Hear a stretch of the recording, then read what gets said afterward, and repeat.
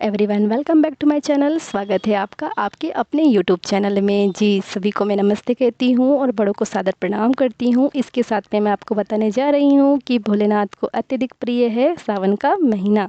तो सावन का महीना आने वाला है जिसमें समस्त मनोकामनाएँ हमारी शीघ्र से शीघ्र पूर्ण होती है।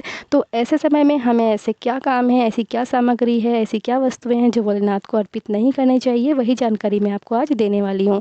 देखिए, समस्त मनोवांछित मनोकामना को अगर आपको पूर्ण करवाना है तो कुछ सावधानियां आपको बरतनी चाहिए। भोलेनाथ को कभी भी किसी भी व्रत में कोई भी पूजा अर्चना आप अगर भोलेनाथ की करते हैं तो आपको खंडित चावल अर्पित नहीं करने हैं। आपको पूर्ण चावल, जो सगे चावल होते हैं, वही पूर्ण चावल आपको अर्पित करने हैं, जिसे अक्षत कहते हैं। ठीक है, टूटे हुए चावलों को कभी भी अर्पित शिवलिंग में नहीं किया जाता या किसी भी शिव पूजा में टूटे हुए चावल का उपयोग नहीं होता। आपको दूसरी बात ये याद रखनी है कि तांबे के लोटे से पंचामृत अर्पित नहीं करना है। अगर आप पंचामृत बनाते हैं तो आपको तांबे का लोटे का यूज़ नहीं करना है। इसके अलावा अगर आप दूध या दही भी आप अर्पित करना चाहते हैं, जैसे आप कभी सिर्फ और सिर्फ दूध लेके जा रहे हैं या सिर्फ और सिर्फ दही लेके जा रहे हैं शिव जी का अभिषेक करने के लिए, तो आपको इसको तांबे के लोटे में नहीं लेके जाना है। आपको हमेशा स्टील या आपके पास चांदी के बर्तन अवेलेबल हो, चांदी का लोटा अवेलेबल हो, तो वही यूज़ आपको करना है। ठीक है, आपको सिर्फ और सिर्फ जल आपको तांबे के लोटे से आपको शिवलिंग में अर्पित करना चाहिए। तीसरी बात, आपको तुलसी दल कभी भी शिव पूजा में यूज़ नहीं करना है और पंचामृत में भी तुलसी दल का यूज़ नहीं करना है। सत्यनारायण की कथा होती है, हम पंचामृत बनाते हैं, तुलसी दल उसमें डालते हैं। देखिए, सत्यनारायण की पूजा में तुलसी दल अत्यधिक ज़रूरी होती है, क्योंकि तुलसी दल जो है वो भगवान विष्णु को अत्यधिक प्रिय है। बट यहीं पे महादेव जी को तुलसी दल अर्पित नहीं होती, तो इसलिए आप पंचामृत में भी तुलसी दल नहीं डालेंगे और शिव पूजा की सामग्री में अन्य भी जो है वो आप अलग से भी तुलसी दल नहीं लेके जाएंगे और ना ही अर्पित करेंगे। ठीक है, तो तुलसी दल आपको अर्पित नहीं करना है। तीसरी बात, आपको नारियल का पानी, जो नारियल पानी है ना, जैसे आप नारियल लेके जाते हैं तो वो दूध पानी वाला नारियल रहता है, तो आप क्या करते हैं, वो पानी को शिवलिंग में अर्पित करने का देखते हैं। तो ऐसा आपको नहीं करना है। शिवलिंग में कभी भी नारियल का पानी अर्पित नहीं किया जाता। फिर आपको आगे ध्यान देना है कि केतकी और चंपा के फूल, भोलेनाथ को कभी भी भूल के भी केतकी और चंपा के फूल अर्पित नहीं करने चाहिए। फिर आपको जो बेलपत्र आप चढ़ाते हैं, तो बेलपत्र जो आपको है वो 3 पत्ती से कम का बेलपत्र कभी अर्पित नहीं करना चाहिए। 1 पत्ती का या 2 पत्ती का भी बेलपत्र होता है, तो कभी भी आपको 3 पत्ती के ही बेलपत्र अर्पित करने हैं या 3 पत्ती से भी अत्यधिक पत्र वाले बेलपत्र आपको अर्पित करना है। 3 पत्ती के ऊपर अगर आपको 4 पत्ती, 5 पत्ती से लेकर 13 दलों तक के जो पत्र प्राप्त होते हैं वो बहुत ही शुभ माना जाता है। तो ऐसे बेलपत्र को आपको भोलेनाथ को अर्पित अवश्य करना चाहिए और अपने पास में रखना चाहिए अर्पित करने के बाद में, जो 3 पत्ती के ऊपर रहते हैं।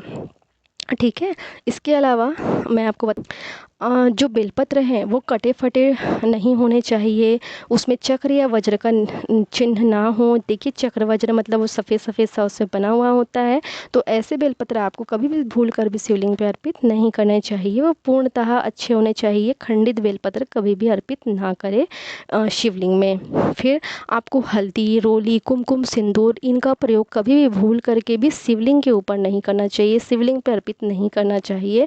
आप माता के स्थान पे ये अर्पित कर सकते हैं। जो शक्तिपीठ बना होता है, जो माता का हस्तकमल है जिसमें शिवलिंग है, तो आप माता के स्थान में कर सकते हैं, पर शिवलिंग पे आपका हाथ भी नहीं छूना चाहिए हल्दी, रोली, कुमकुम, सिंदूर का।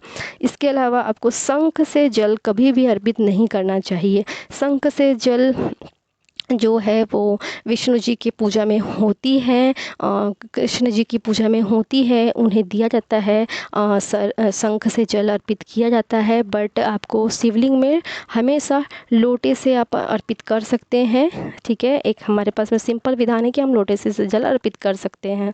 फिर इसके अलावा आपको शिव पूजा में जो आप जल अर्पित करते हैं तो शिव जी को क्या है, जल की धारा अत्यधिक प्रिय है। जी हाँ, जल की धारा अत्यधिक प्रिय है, तो आपको पतली जलधार शिवलिंग पर चढ़ाने से क्या होता है, भगवान शिव जी आपकी विशेष उनकी जो कृपा आप पे बनी रहती है और आपकी जो मनोकामनाएं हैं वो पूर्ण होती है। तो शुद्ध पवित्र होकर के ही आपको पूजा अर्चना करनी है और हमेशा जो जल है वो बिल्कुल पतली धार पे ही शिवलिंग पे अर्पित करें, शुद्ध पवित्र रहे। ठीक है, आप मंदिर जाते हैं अपने ऊपर पानी छिड़क के जाइए, मंदिरों में पानी रहता है उससे आप अपने पैर धुल करके ही जाइए हमेशा। ठीक है, और स्थान ना बदलें। जैसे आप जैसे पूजा अर्चना करते हैं, तो जैसे आपने कोई व्रत अनुष्ठान किए हैं, व्रत उठाए हैं किसी भी, तो आपको हमेशा एक ही मंदिर में करना है। ऐसा नहीं कि आपने मंदिर चेंज करना है, एक ही मंदिर में कभी भी पूजा अर्चना करें। इसके अलावा आप दूध अर्पित करते हैं पैकेट का, तो बिल्कुल भी ना करें। पैकेट का दूध में उतनी शुद्धता नहीं होती है, तो आप पैकेट का दूध अर्पित ना करें शिवलिंग में। दूध की पवित्रता नहीं होती, इसीलिए। अब आप कभी पूछ सकते हैं कि हमें तांबे के लोटे से पंचामृत या दूध दही अलग से क्यों अर्पित नहीं करना चाहिए। तो देखिए, तांबे के लोटे का जो पंचामृत होता है या दूध दही जो होता है वो विष तुल्य हो जाता है, वो विष बन जाता है, ऐसा कहा जाता है। ये शास्त्रोत्तर मैं आपको जानकारी दे रही हूँ। तो इस तरीके से आपको पूजा अर्चना करते समय ये बातों का आपको ध्यान रखना है। शिवलिंग की पूजा अर्चना में ये बातों का आपको अवश्य ही ध्यान रखना है और इन नियमों का आपको ज़रूर पालन करना है। और आपको और बता दूं कि जैसे कि फल फूल भी अगर आप चढ़ा रहे हैं, फूल या फल, क्योंकि अभी सावन का महीना है तो ऐसा है कि कीड़े भी लगे रहते हैं, तो फूलों में कीड़े खाए हुए जो फूल है वो आप छाट के आप अच्छे से अर्पित करके चढ़ाइए, छाट लीजिए। तो कीड़े खाए हुए जो फल है या फूल है वो बिल्कुल भी शिवलिंग में अर्पित ना करें।